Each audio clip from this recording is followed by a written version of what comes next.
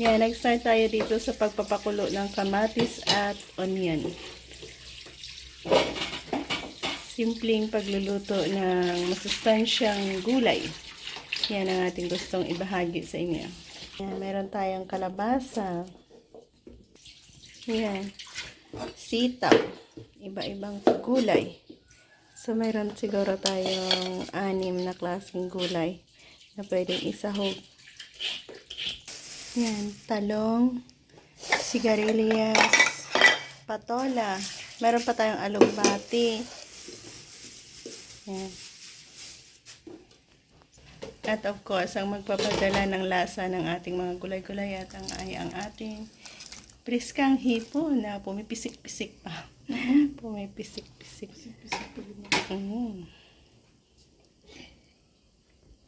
Yan, alugbati.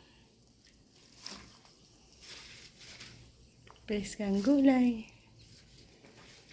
Manamis-tamis na sabaw ang ating hihigupin. Next, ang sitaw.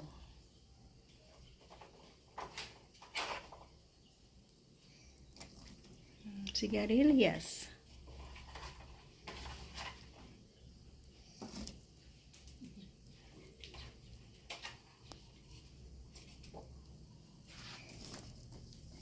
Isang kalderong fresh vegetables ang ating kakainin.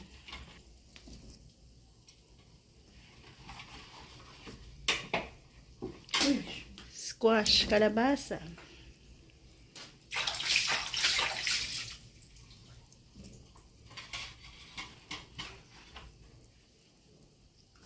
Ayan.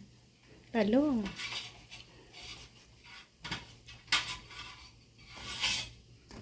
Last ay ang patola. Ayan, napakasimpleng recipe lang. So, pakuluan natin yan hanggang sa lumambot, lumabas ang katas at makahigop tayo ng masarap na sabaw. So, yan.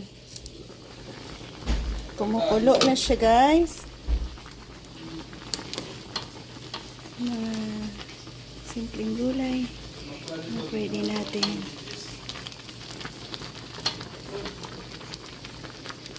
So, ayan na, guys.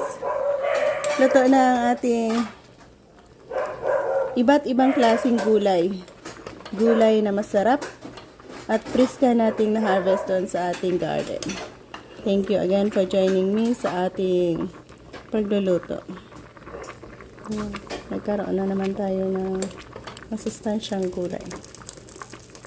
Asin lang dahil sa mayroon tayong natural broth na napaka-delicious galing sa ating vegetables at hipon.